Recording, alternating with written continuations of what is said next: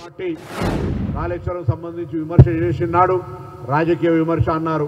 ప్రభుత్వం చర్య తీసుకునేనాడు కక్ష సాధింపు చర్య అన్నారు.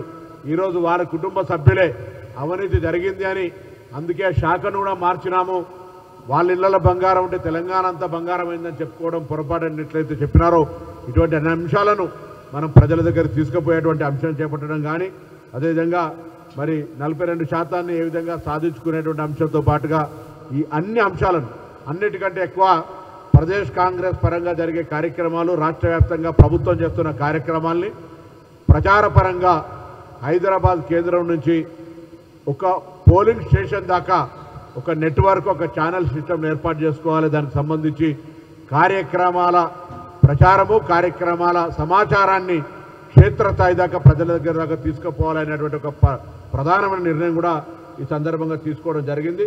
అదేవిధంగా మరి జనహిత యాత్రకు సంబంధించి మిగిలిపోయినటువంటి భాగాలు కొంత ఏదైతే ఇంకా కొన్ని జిల్లాల్లో వాటిని కూడా త్వరలోనే తేదీలు ఇవ్వడం కానీ, అదేవిధంగా మరి పిసిసి పక్షాన కూడా గతంలో కాంగ్రెస్ పార్టీ కుటుంబంగా ఉండి కాంగ్రెస్ పార్టీ కుటుంబ సభ్యులుగా అనేక సంవత్సరాలు పనిచేసి వివిధ కారణాల నుంచి బయటికి పోయినటువంటి వాళ్ళను కూడా స్థానిక నాయకుల సమన్వయంతో కాంగ్రెస్ పార్టీలో తిరిగి చేర్చుకునేడానికి కూడా ఒక అవకాశాన్ని కల్పించే విధంగా మరి చర్చ చేసుకొని నిర్ణయం చేసుకోవడం జరిగిందనే మాటని సందర్భంగా మనం చేస్తూ, అన్నిటికంటే ముఖ్యంగా పార్టీ సంస్థాగతంగా బలోపేతం అవడంతో గ్రామీణ ప్రాంతాల నుంచి, గ్రామ స్థాయి నుంచి, బూత్ స్థాయి నుంచి, అదేవిధంగా ప్రభుత్వం ఇన్ని కార్యక్రమాలు సన్న బియ్యం కావచ్చు, రేషన్ కార్డు కావచ్చు, ఇందిరమ్మ ఇండ్లు కావచ్చు, ఈ విధంగా అనేక రకాల కార్యక్రమాలు జరుపుతున్నటువంటి సందర్భంలో అవన్నీ కూడా ప్రజల దగ్గర దాకా తీసుకెళ్ళి ఎరువుల పరంగా బీజేపీ బాధ్యత వహించాల్సిన అంశం మీద ఏ విధంగా చర్యలు తీసుకోవాలి, ఏ విధంగా అన్ని రకాల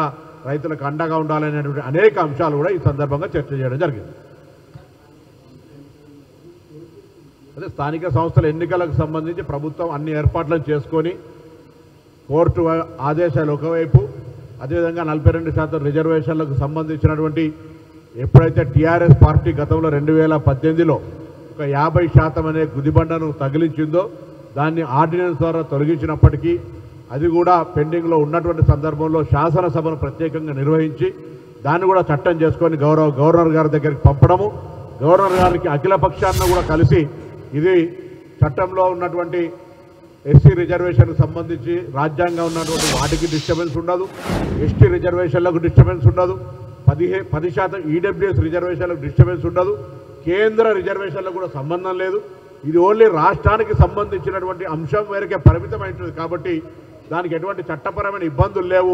రాజకీయ కోణం నుంచి కాకుండా రాజ్యాంగ పరంగా ప్రియాంబిల్ మనకు చట్టంలో రాజ్యాంగంలో ఉన్నటువంటి సహజ హక్కులు, మానవ హక్కులు, రాష్ట్రాల హక్కులకు సంబంధించి కూడా దృష్టిలో పెట్టుకొని అనుమతి ఇవ్వాలని ఆల్ పార్టీ మీటింగ్లో కోరినటువంటి అంశం కూడా ఉంది. కాబట్టి మా ప్రభుత్వం చిత్తశుద్ధితోటి ఎన్నికలు నిర్వహించాలనే తపనతోటి ఉన్నాం. కేంద్రం నుంచి నిధులు రావడం లేదు, స్థానిక సంస్థల ఎన్నికలు జరగాలి. కానీ మా మాట ప్రభుత్వం ఇప్పటివరకు తెలంగాణ ఇస్తామనేటువంటి మాట నుంచి మొదలు కొట్టుకుంటే రుణమాఫీ కావచ్చు, లేకపోతే ఇతర అన్ని కార్యక్రమాలను గాంధీ గారి కుటుంబం మాటకు కట్టుబడి ఉండేటువంటి మాటగా ఆ రిజర్వేషన్ల ప్రక్రియను కూడా అమలు చేయాలనేటువంటి తపనతోటి న్యాయబద్ధంగా, చట్టబద్ధంగా, ప్రజాస్వామికబద్ధంగా మా యొక్క ప్రణాళిక సాగుతున్న అంశాన్ని తెలంగాణ ప్రజలందరూ కూడా గమనిస్తున్న విషయాన్ని దయచేసి ఈ అంశంలో చర్చ చేయడం జరిగింది. దానికి ముందుకు పోవడానికే మా ప్రణాళికలు తీసుకోవడం చెప్తాం. జూబ్లీస్ ఎన్నికకు సంబంధించి కూడా ఆ పోలింగ్ స్టేషన్స్ ప్రకారంగా కూడా కార్యక్రమాలు నిర్వహిస్తూ ప్రభుత్వం ఈరోజు గత 10 సంవత్సరాలుగా నూతనంగా పెళ్ళైనటువంటి వాళ్ళకు కావచ్చు, కొత్తగా అడిషన్ చేసుకోవాలనేటువంటి కుటుంబ సభ్యులు పెరిగిన సంఖ్యలో కూడా ఎక్కడ కూడా రేషన్ కార్డుల ప్రక్రియ కొనసాగలేదు. ఈరోజు హైదరాబాద్లోనే దాదాపు 60,000 పైన కొత్త రేషన్ కార్డులు ఇచ్చినటువంటి పరిస్థితి. ఇంకా పరిశీలనలో కొన్ని అప్లికేషన్లు ఉన్నాయి. మరొకసారి కూడా యావత్ తెలంగాణలో ఎవరైనా అర్హత ఉండి, ఏదో ఎన్నికల కొరకో, ఉప ఎన్నికల కొరకో, స్థానిక సంస్థల ఎన్నికల కొరకు కాదు, నిరంతర ప్రక్రియగా కుటుంబ సభ్యుల పేర్ల మార్పిడి. ఉదాహరణకు ఒక అమ్మాయి పెళ్ళై అత్తవారింటికి వెళ్తే పేరు మార్చుకునే అవకాశం కావచ్చు, పెళ్ళైన తర్వాత పిల్లలు వస్తే కొత్త రేషన్ కార్డు తీసుకునేటువంటి కుటుంబ పరంగా ఐడెంటిఫికేషన్ కొరకు కావచ్చు, నిరంతర ప్రక్రియ కొనసాగుతోంది. ఎవరైనా అర్హత ఉన్న వాళ్ళు ఎటువంటి రాజకీయాలకు సంబంధం లేకుండా రేషన్ కార్డు అప్లై చేసుకుంటే ఇచ్చే ప్రక్రియ కొనసాగుతోంది. అదేవిధంగా నియోజకవర్గానికి 3,500 ఇండ్లు వేగవంతంగా ప్రక్రియ నిర్మాణం కొనసాగుతోంది. వాటికి సంబంధించిన పేమెంట్స్ కూడా ఎక్కడ కూడా జాప్యం లేకుండా ఇవ్వబడతా ఉన్నాయి. ఎక్కడైనా అధికారులతో జాప్యం జరిగితే వెంటనే స్థానిక ప్రజాప్రతినిధుల ద్వారా అధికారుల దృష్టికి తీసుకుపోమని కూడా కోరుతా ఉన్నాం. దాంతో పాటుగా ఇలా సన్నబియ్యం అనేటువంటిది కళలో ఊహించినటువంటి అంశం ప్రజలందరూ కూడా కాంగ్రెస్ పార్టీని నిండు మనసుతో ఆశీర్వదిస్తున్న విషయాన్ని కూడా పార్టీలో అంతర్గతంగా డిస్కషన్లో వచ్చినాయి.